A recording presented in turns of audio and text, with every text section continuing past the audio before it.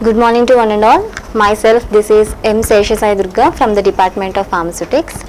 In the pharmaceutical jurisprudence, this is one of the subject in your third year BPharmacy.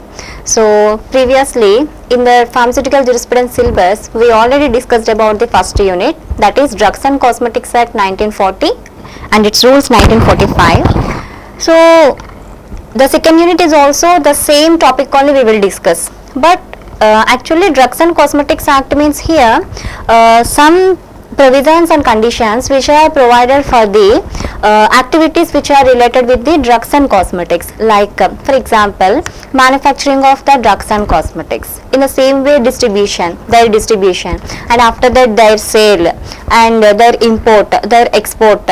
So all these activities which are related with the pharmaceuticals or drugs and cosmetics. So when a person engaged with these activities, what are the conditions and provisions to be followed? All those conditions are given under the Drugs and Cosmetics Act 1940 and its rules 1945.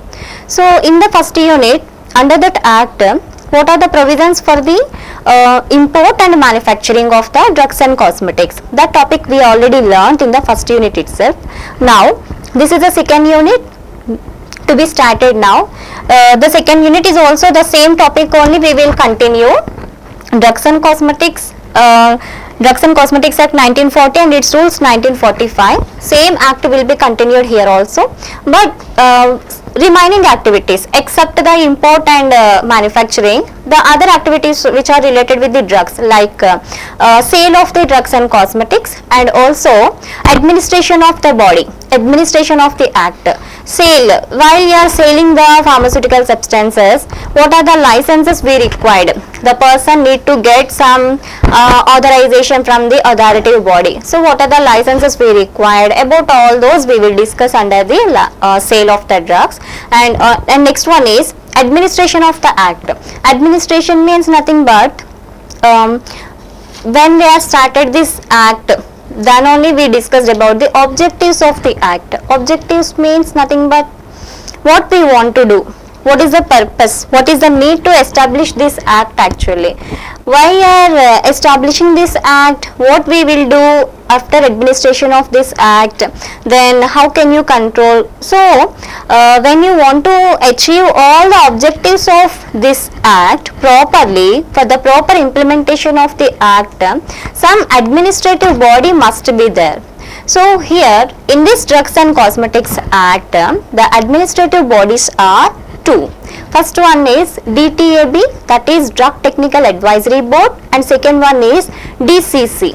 DCC means that is Drugs Consultative Committee. So these two are the administrative bodies. In the same way, some authorized persons will be there. Authorized persons are nothing but drug inspector and a government analyst, like that some authoritative persons. In the same way, some authoritative bodies like Central Drug Laboratory will be there and State Drug Laboratory will be there.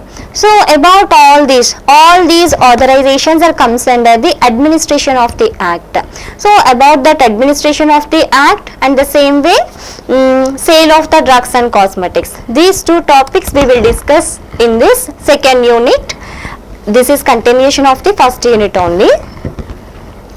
Yeah, see here now the contents are nothing but what we will learn. Schedules under the act, sale of drugs, various licenses required for sale of drugs and cosmetics, and labeling and packaging of the drugs, and administration of the act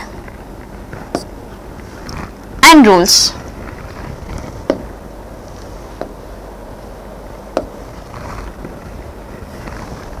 Okay.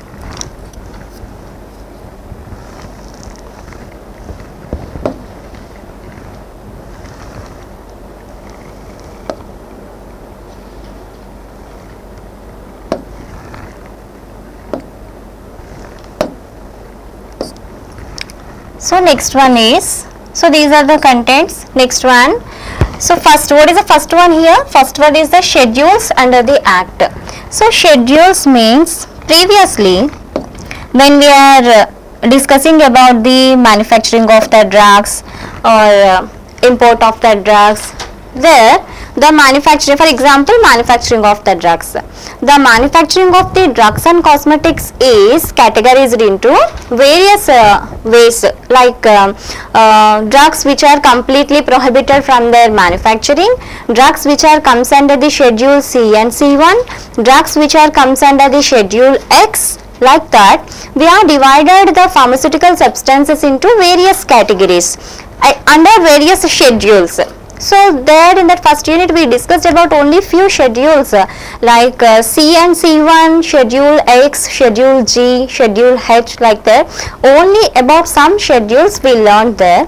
But when you are discussing about the whole activities like import, export, distribution, manufacturing, sale of drugs and cosmetics. So all the activities we are covered when you are completing this first unit and the second unit. So when you are learning about all these things, we must and should know about the schedules.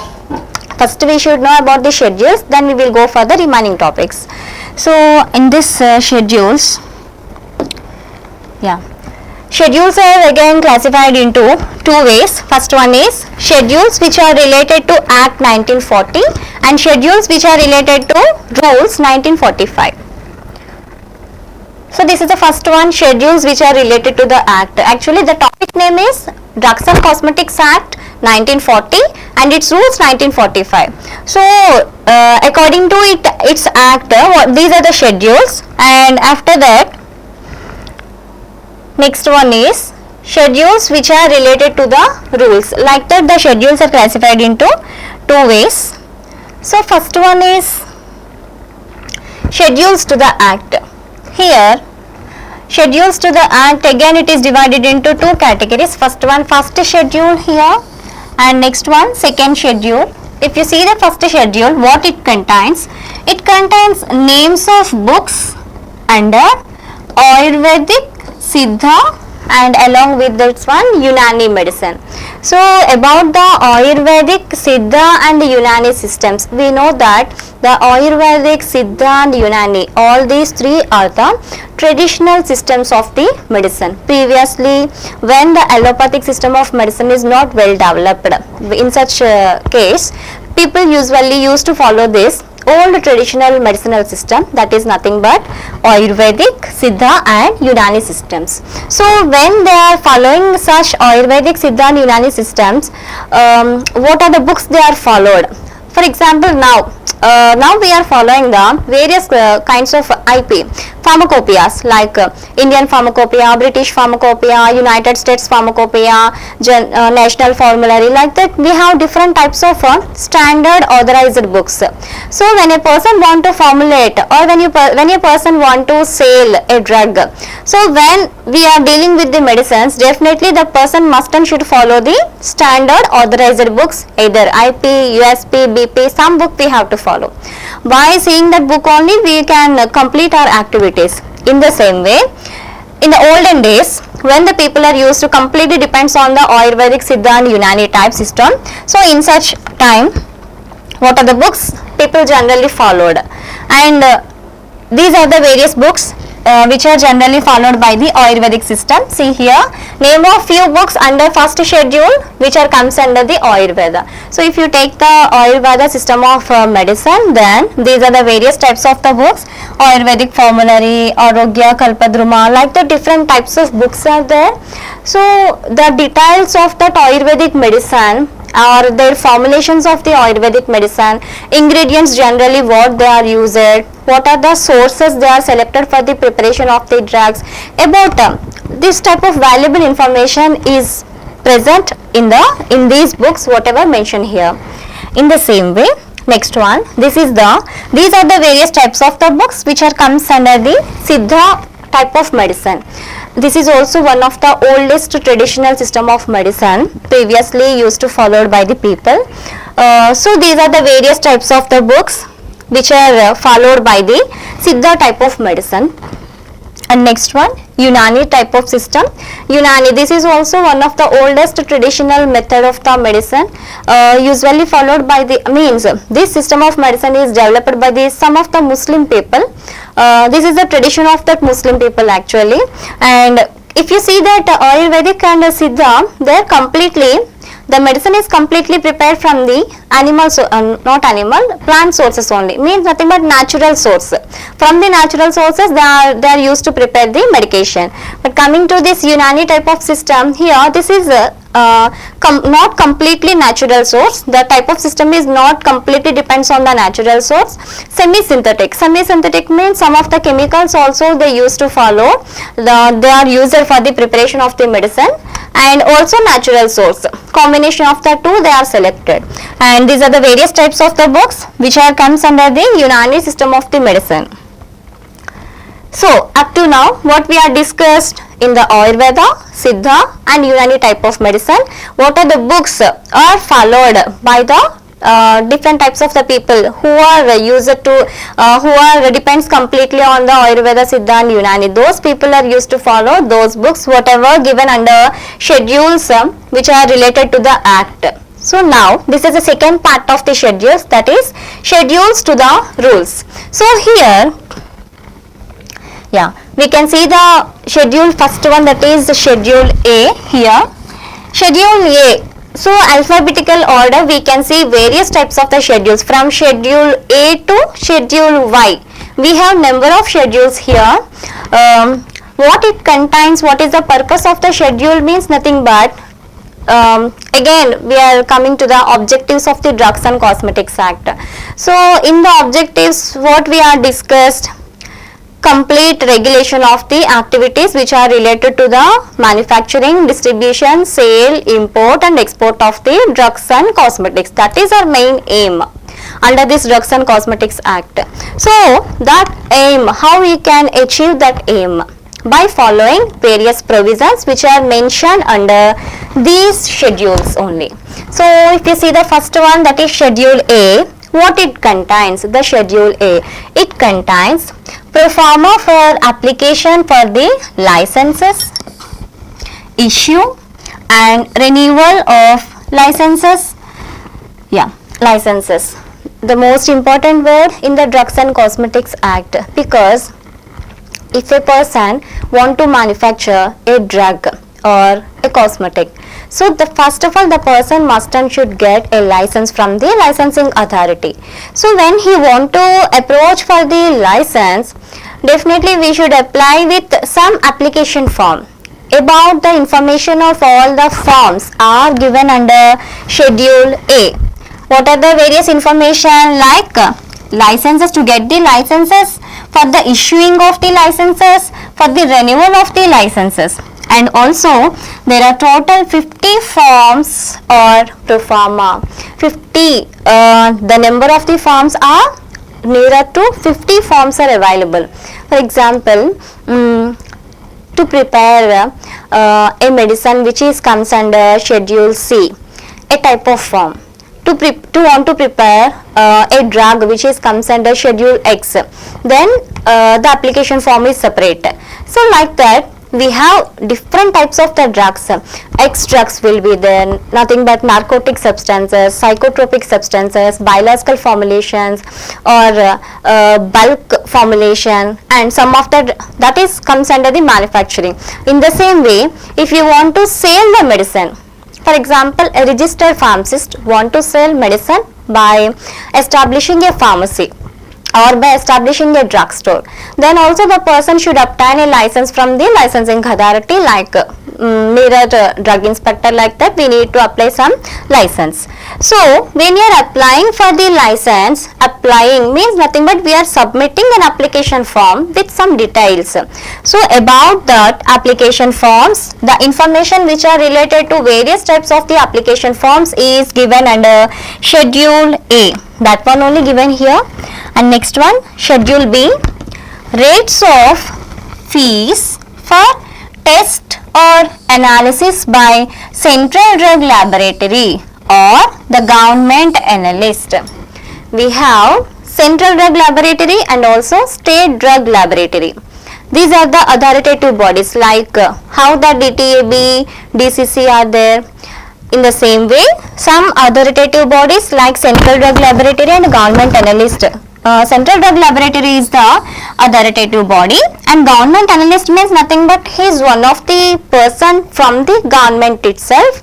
So under this act, the person is able to analyze the drug substances or able to analyze the cosmetics which are newly invented, newly formulated, or from any industry. If the drug inspector during the inspection time, if the inspector found any of the samples from the industry, then the samples are directly sent to the government analyst only.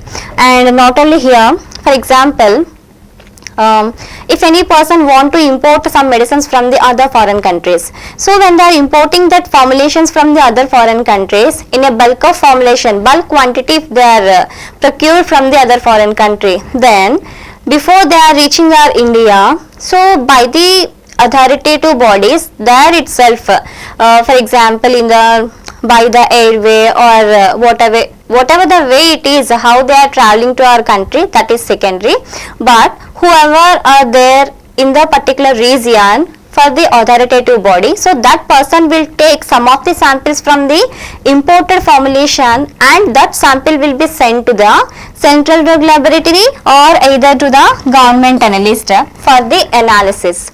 So analysis means nothing but they will check what is present, what are the formulation, what is the formula they are used, like that they will check something. So for that purpose only we have the Central Drug Laboratory, and also the person who is working there, that is nothing but government analyst. So when you want to test our product or when you want to test our formulation by the Central Drug Laboratory or by the government analyst, we need to pay some fees. So that payment of fees structure, everything will be given by the Schedule B. Okay. So in the Schedule B, we will discuss about the fee structure for the testing of any of the drug substance or any of the cosmetic under the supervision of the government analyst and in the Central Drug Laboratory. That is about the Schedule B. Next, Schedule C.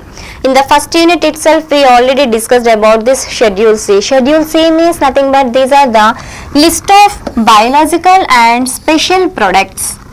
Biological and special products. Biological means nothing but we are preparing the drugs from the animal source.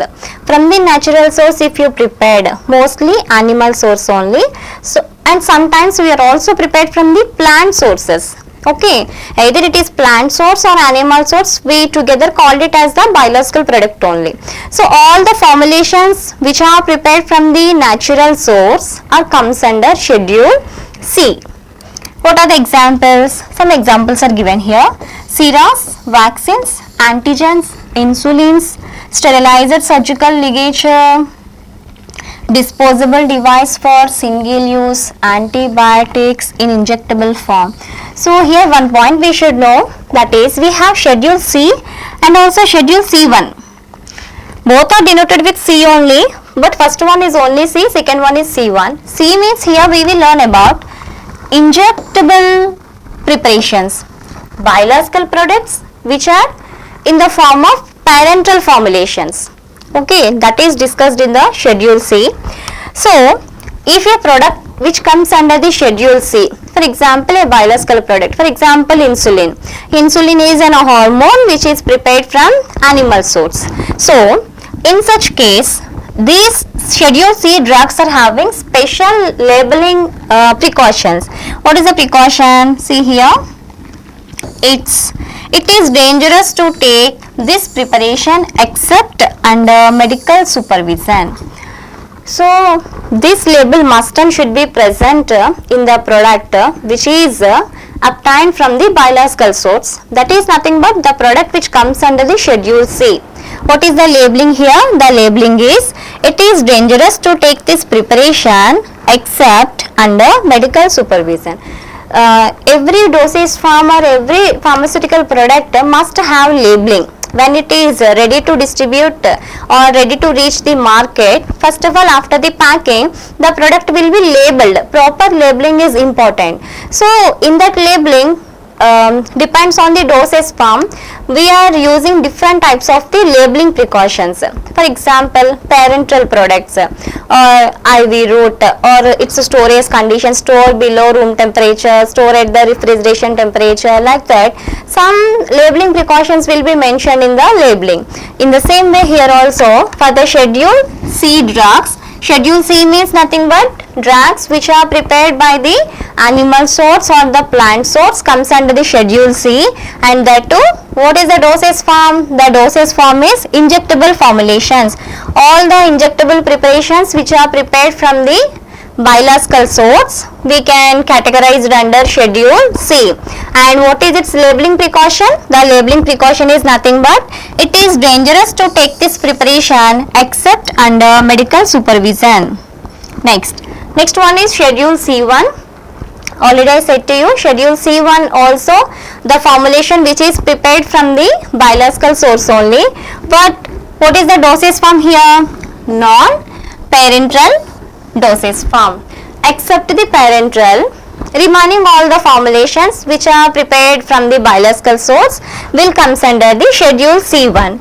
So here also some examples are given. Drugs belonging to digitalis and its preparations, ergot, and some of the vitamins and its preparations, and some of the vaccines, in vitro devices for HIV, HCV.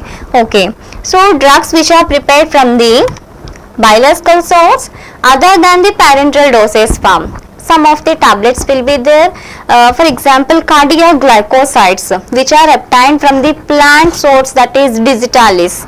So the cardioglycosides will be obtained from the digitalis.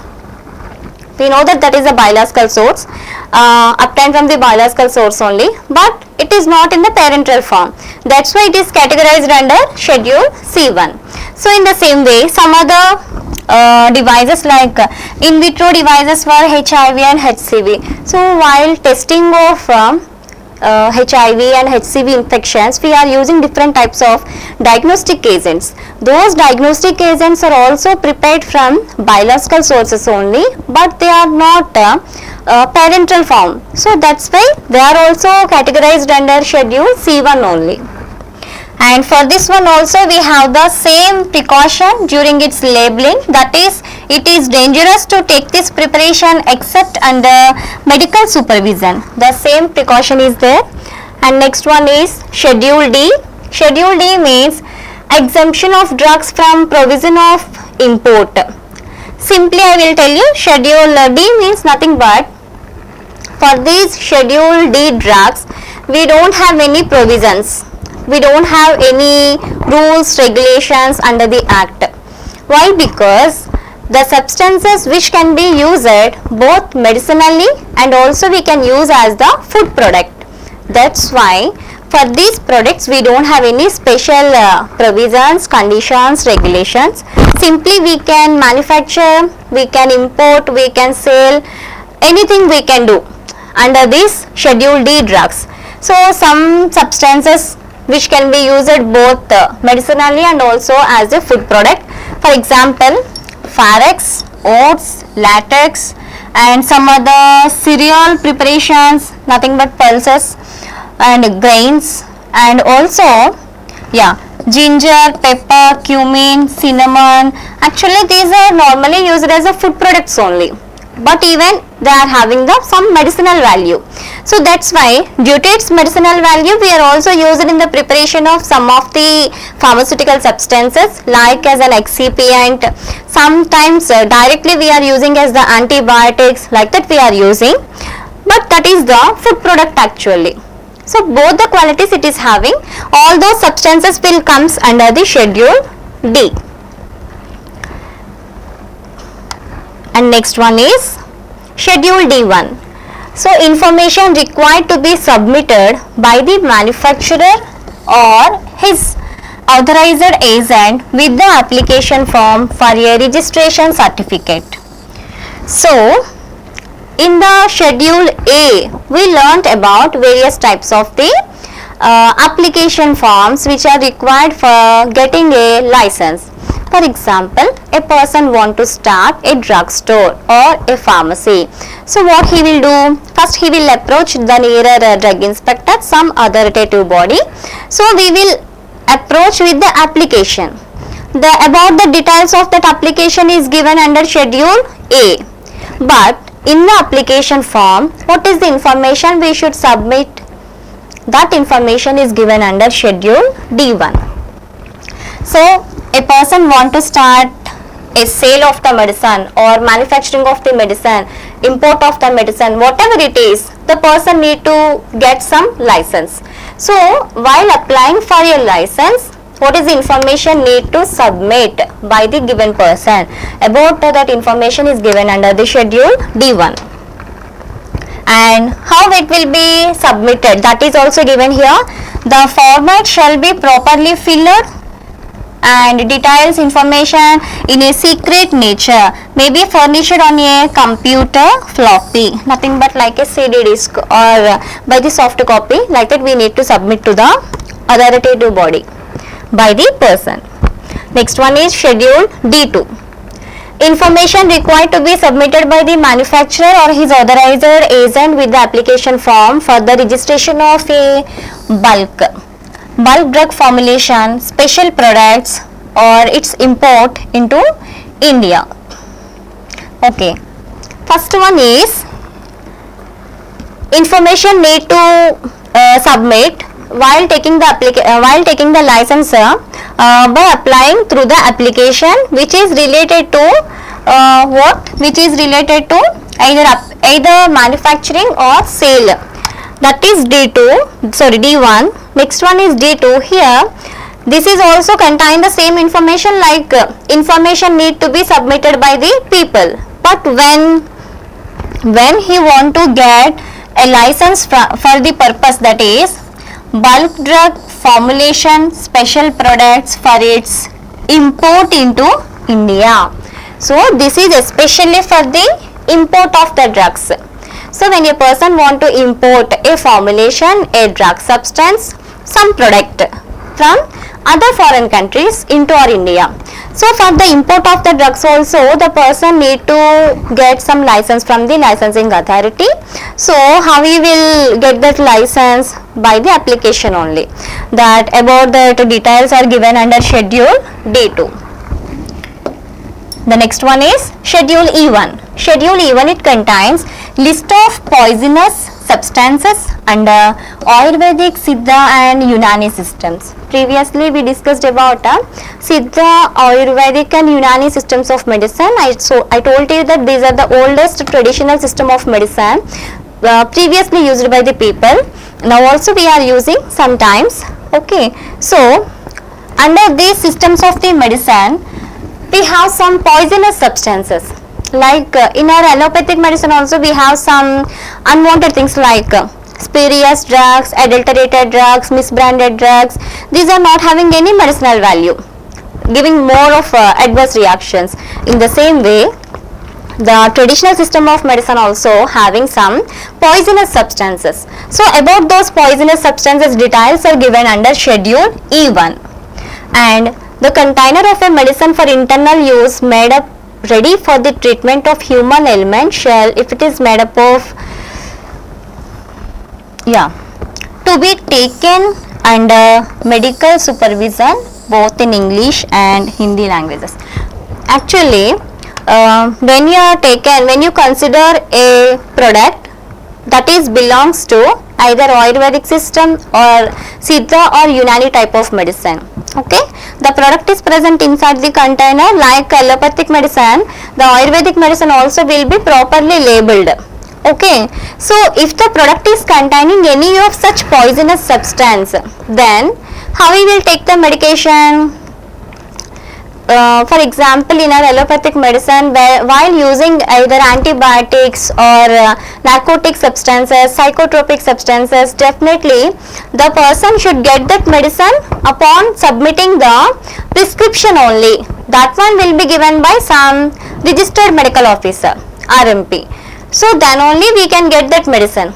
In the same way, here also, when the people are using the medicine which is related to either Siddha, Ayurvedic or Unani system, but if it is containing any of the poisonous, somewhat dangerous substances, then the product must be labeled with a precaution, that is to be taken under medical supervision only. That precaution must be present there in the container of the substance which is having the poisonous substances.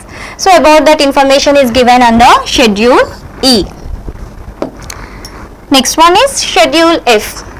If you see this Schedule F, it contains equipment, space required for blood bank. So for the organization or maintenance of the blood bank, what are the requirements needed and how much space you required? For that purpose, the details are given under Schedule F.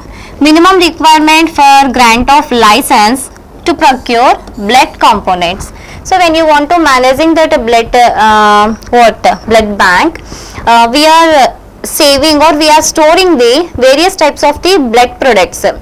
Enzymes will be prepared, vaccines, serums, like that, serums, blood plasma, platelets or RBC, like that. Different types of the blood components will be procured from some other ways and we are stored in our blood bank. So for that purpose, the people must and should get the license from the licensing authority. So in such case, what are the requirements are needed? About all those things are given under Schedule F. Next one, Schedule F1. If you see the Schedule F1, it contains provisions applicable to the production of bacterial and viral vaccines. And also, the Schedule F1 will be divided into 3 parts, Part 1, Part 2, Part 3. See the first one, Part 1, it contains provisions which are applicable to the production of the bacterial and viral vaccines. And Part 2 contains provisions applicable to the production of sera from living animals. And Part 3, it contains provisions applicable to the production and standardization of diagnostic agents and diagnostic agents of the bacterial origin. So while you are preparing, while you are maintaining the blood bank, then all these components need to be prepared and need to be stored in our blood bank itself. So when you are preparing the products like bacterial and viral vaccines, then what are the provisions should be followed? That is given under Part 1 of the Schedule F1. In the same way, when you are preparing the products like sera from the living animal, sera will be collected from the blood of the living animal. So then what are the provisions to be followed? That is given under Part 2 of the Schedule F1. And third one is some of the diagnostic agents which are prepared from the bacterial origin. Already discussed, like while you are testing of the HIV and HCV, there we are using some of the diagnostic agents which are prepared from the biological source. So when you are preparing all those things, then some provision should be followed by the person which are given under Schedule Part 3 of the F1. This is next one, Schedule F2. It contains standards for surgical dressings like bandage cloth or adsorbent gauze, rolled bandages. Actually in the surgeries and during the injuries cases, we need to use all these surgical things like rolled bandages or adsorbent gauze cloth or normal bandage cloth. Okay, while preparing of these surgical sutures and surgical cloths, in such case also we need to follow some provisions and standards. Especially this type of particular fabric we need to use in the making of this rolled bandage. Like that we have some conditions and provisions. So about all that information is given under Schedule F2. Next one, Schedule F3. It contains standards for sterilized umbilical tapes. Umbilical tape, this is, we can see here, umbilical tape. Umbilical tape means for the newborn baby, when the baby is separated from the mother's womb, the umbilical cord will be exposed out. So to cover that umbilical cord, we are using this umbilical tapes. Okay, Newborn baby means we need to follow more sterilization conditions here when you are dealing with the newborn baby. So when you are preparing these umbilical tapes, what are the standards are required? Definitely some standards are required, that is given under schedule F3. Next, schedule FF, it contains standards for ophthalmic preparations. Ophthalmic means nothing but eye preparations. So like either eye suspensions, eye drops, eye ointments, anything which belongs to user for the purpose mainly for the eye. Then what are the conditions to be followed? We know that for the parenteral formulations and in the preparation of the ophthalmic formulations, the person must be following the sterility. That is first requirement for the ophthalmic preparations and the parenteral formulations. The product must be sterile. This is the most important requirement in the preparation of ophthalmic preparations.